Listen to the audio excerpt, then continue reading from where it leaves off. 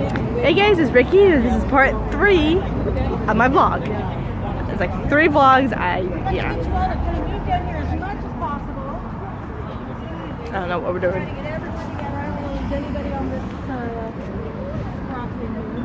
I'm so hungry. Okay guys, let's all go together. Okay, time to cross the crosswalk. I don't know how long I'm gonna let this vlog go. I wish I knew how to edit it so I could put it all together, but it's gonna be 3 separate parts. This is gonna be the last vlog of the night, and I have to upload it tonight because I am dressed as Ricky Dillon. So it wouldn't make sense. It wouldn't make sense if I uploaded it tomorrow because tomorrow's. Oh, okay, pinche pendejo.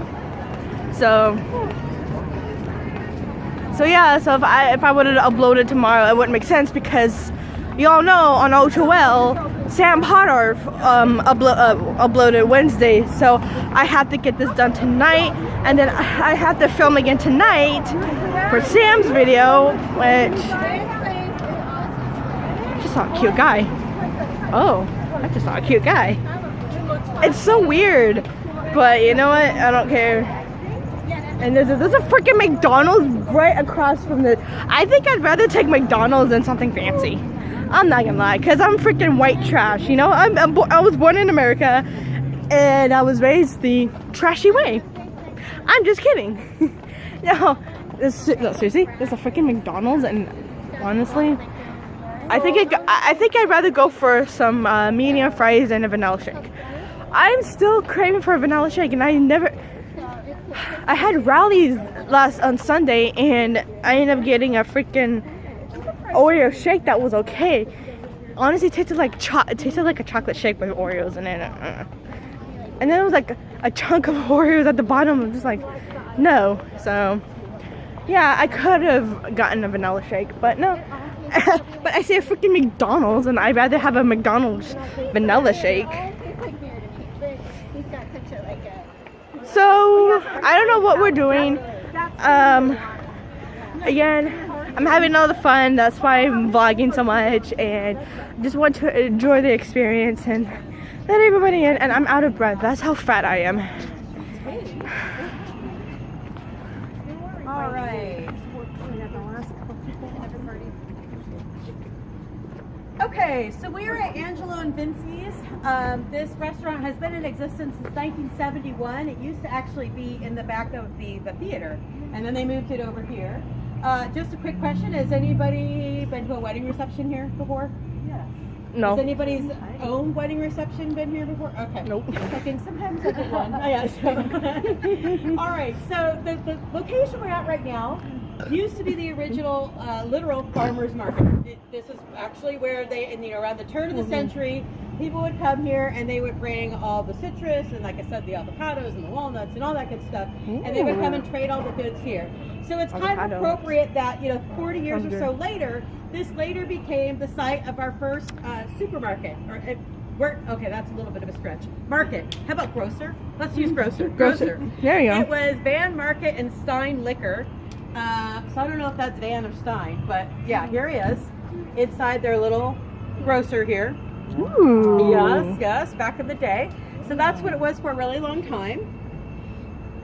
And then after that, in 1971, there was a gentleman named Stephen Peck, and he was kind of a little bit of a celebrity. He was a related to Josh Peck, dancer and actor. Kind of did a couple big pig movies in the 50s and 60s, 70s. He was in the 80s. He was in Rhinestone with Dolly Parton and Sylvester Stallone. Yes, yeah. And an episode of Simon and Simon. So yeah, I know that. I don't know that show. There we go. There's one of them's Stein, one of them's Van. Okay, so we'll just go with that. Van. So he opened this place here originally to sort of feed the actors and things, and feed the people that were performing and stuff. So that was kind of his original thing when he started this restaurant here. So unfortunately, Stephen passed away in 2005. It is a family-owned business. Grade. His wife Cynthia still runs the place. His son Jerry still works here as well. And they've had lots of instances over the years where things have sort of happened. One of the biggest things they say is this is actually a multi-story building, as you're going to see when we go in. And they said they'll be on the bottom floor, and they can very distinctively hear the sound of chairs being pushed across the floor above them when they know there's nobody else in the building. I hear children laughing a lot on upstairs, different levels. In the basement, they've had sightings of, there's a very specific story of, they said this man with no face sort of walked out of the corner and went up the stairs.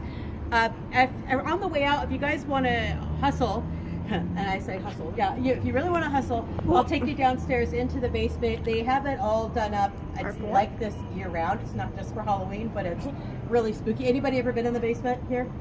It's creepy, right? Yeah. He has a lot of different basements props alone that are they kept creepy. from the Fox Theater that are down there year round. So it's always super creepy. So when we get out of there, we'll just go down and I'll just take you through a really quick loop. There's lots of stories of Cynthia saying like she used to dance with Steven and ballroom dance. And they said that there's lots of stories of, she'll be up there, and she says one particular time she was on the second floor and she was walking. She says it just felt like someone embraced me and walked across the room with me. She says I think that was him, trying to show that he was still around. Just lots of little stories like that. My favorite story though is there was one time when they were all sitting here and it was a weekday, early lunch. There was only one family in the place at the time. It was a mother and her 2 children. They were sitting in the dining room area. They said all of a sudden they heard this very loud crashing of glass. It sounded like glass breaking coming from behind the bar. And so that was strange because there was nobody at the bar at the time. There was no one behind the bar at the time. There was nobody anywhere near the bar at the time. But, got everyone's attention. Jerry came running out to make sure, to clean up whatever mess was down there. And as he goes down there to clean up the mess, because that's what he's assuming he's going to find, he looks over the counter and he sees something very strange. He sees there's a bottle that's fallen off and is now upright, just sitting perfectly upright, not broken, totally still intact, on the ground beneath. And when you go by, we're going to go upstairs, we're going to walk right by the bar. You can see the shelving unit is 3 stacked, okay, like a little stair sort of thing. It was on the top shelf. And there were bottles all in front of it on the bottom 2 shelves. And he says, but nothing was disturbed on the way down. All of them were totally intact. He says it was as if someone had reached up, picked it up, brought it out, and put it down. So by this time, Cynthia, who'd been upstairs on the second floor in her office, she had heard the crash as well and eventually came downstairs to investigate. And as she goes downstairs, they explained to her what happened. They said, we don't... Oh my God. It smells like... Smells good. But then again, it smells like the pizzas from Disneyland and Chuck E. Cheese. Both mixed together. I don't know. That's how whitewashed I am. Like literally, because when I would go to Disneyland and go right into this whoa, look at me. When I would go to Disneyland and I would go to where Space Mountain is, that pizza restaurant, that's what it smells like. It smells like the pizza from Disneyland. And a mix of parts of the Caribbean a little bit. Just to kind of come on over here, I just wanted to point out 2 small things. This big beam right here, this was from the original grocery store, right? Oh. And over there in the corner, you see the red and the green lights, which are brown and brown if you're colorblind. The red and green lights, those are actually from the Fox Theater when it closed down. So go ahead, follow me upstairs. One more level up. But we already are upstairs. Is it a 3rd floor? There's 3 stories. Oh. Oh, okay. Ooh, what's...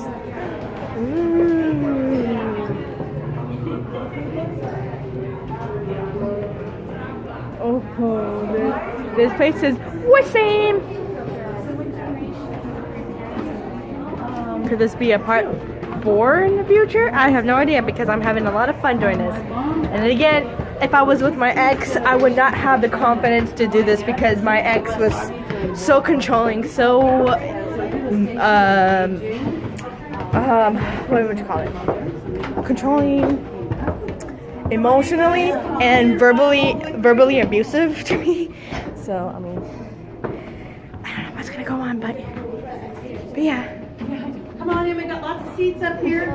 Wrong relationship I was Take a in. breather. Finally. Ooh, freaking A. We're Enough seats and things, so Margarita, come on in, have a seat, everybody. I It's still am going and going and going. I swear you picked up more. You know Probably. All right, and I have 3 seats on the end over here. Come on over, come on over. I don't know what we're doing. Make that 4. I've got 4 seats on the end. Come on up. I'm out of breath. I'm hungry. One in the back, one I in want the front. food. There you go. You get the front row. Okay. That was, hey, nice job, guys. That was good. All right, so I just wanted to remind you again, we're in Angela and Vinci's right now, and I just want to remind you of some of the stories from earlier that we already discussed, was specifically the deaths of the children and the people in the little river area, right, that goes across the street. So you got to remember when this building didn't exist. I mean, this didn't exist, and that river area would have kind of washed right through here, and way back in the day. So, guys, go ahead, take it away. Oh, before we get started, you guys feel like a cold spawn? Yeah, sometimes. Yeah. Oh my god. Thought that was a ghost. Cheap jokes tonight. Okay, so we got to investigate this restaurant a couple of years back, and we have a confirmed death of a child. Doesn't mean that we have no idea why she may be here. She didn't die here, but we have a confirmed death of a child. Before we started that investigation, we interviewed several employees that had different shifts throughout the day. They all had their own personal experiences. They see things, feel things. One common story that every person that we interviewed says that they often hear children playing in the restaurant. Okay, so now we have 2 reports of stories that involve children or a child. This room was the last room we investigated that night. It's about 2 o'clock in the morning. Actually, probably later than that, probably closer to 3. Harbor was very, very docile, which is kind of weird for downtown Fullerton at 3 o'clock in the morning. But we had a view. You felt spider webs over at Portage. That's pretty cool. It's glad somebody got to experience something. But we've told you about the electronic spider webs. We've told you about changes in the atmosphere. Mm-hmm. So in this clip, it was caught here in this room, about in this area right here. You're going to hear one investigator start talking about static. Jim's talking about spider webs. And this is what was caught. Ready? I'm scared. No, I know it's dark.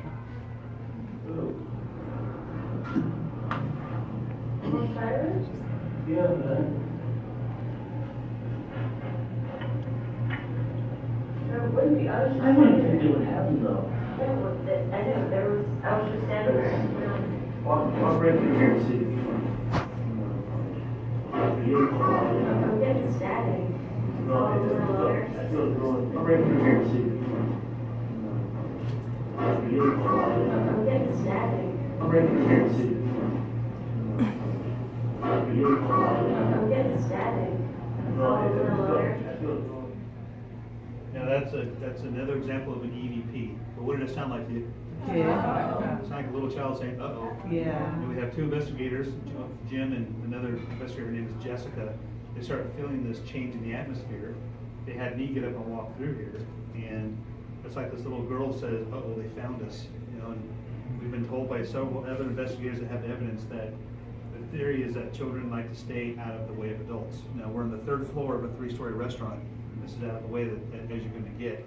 Now right below us is the restaurant office. And they often hear up here footsteps, chairs moving, tables being rolled around. They know there's nobody up here. So now we have three things of evidence of children. So we'll have to get back in here again to see if we can do some more investigation and find out what might be going on here. Did you hear that or was it just when you played back the That's tape? Just want to play that. That's the definition of an EVP. Usually it's caught on a recording device. And it was caught on a recorder, and later when we reviewed it, that's when we caught it. and it kind of stands out. Imagine when we heard it. So that night, we got lots of different evidence, but nothing else was documented, mostly personal experiences. We know that the restaurant's active. I mean, not just because it's old doesn't really mean anything. But with the EVP that we captured and the evidence that we captured with personal experiences, can't wait to get back in here. That's the only thing we have for Angelo and Mitzi's. So the next two are going to be from the Fox.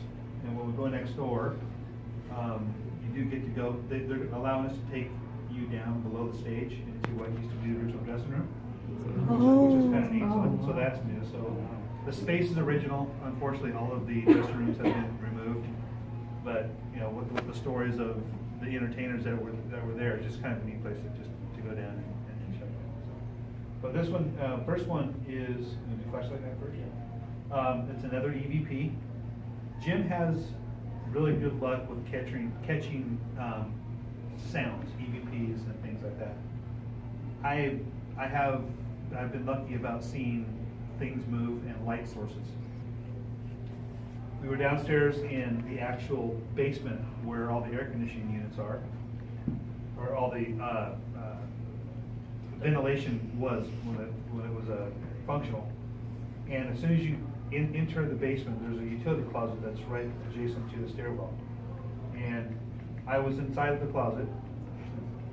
And then he came out of the closet. so I have a flashlight, and Jim was joking around. I'm just, it's kind of the way we investigate too. We kind of joke around. We find that we get a lot more EVPs that way when we're just messing around, talking to each other, having casual conversations or whatnot. So I was making fun of him with the flashlight in the closet. Wow, that's amazing. This guy is like he's like a light magnet when he has the flashlight with him. You know what? You are going to be the flashlight god.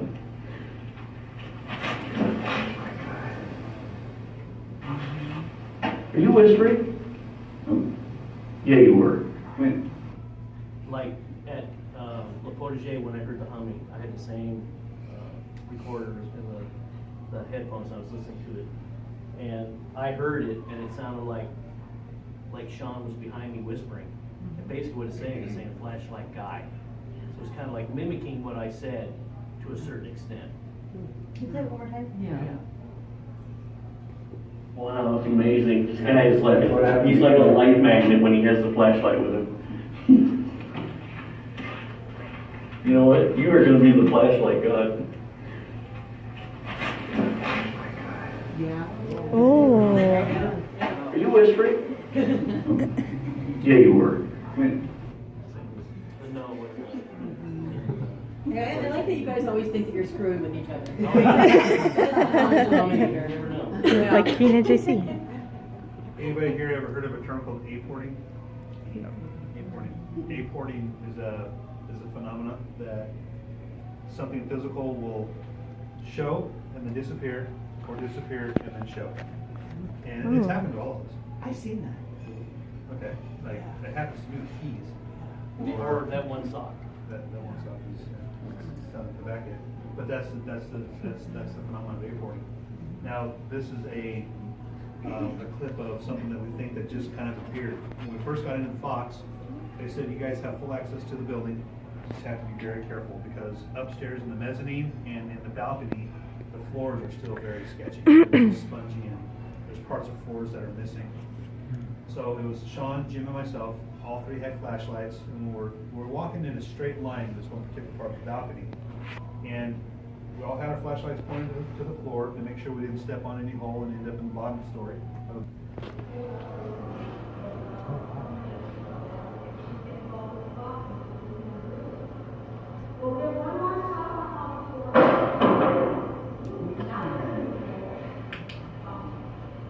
It's in this area right here. And notice that there's no ledges or anything for this thing to sit on. And if it would have fell from that high, it would have been a lot louder than that. So that's what we found. We found this pocket knife laying in the walkway. Whoa. Now that was where to start with.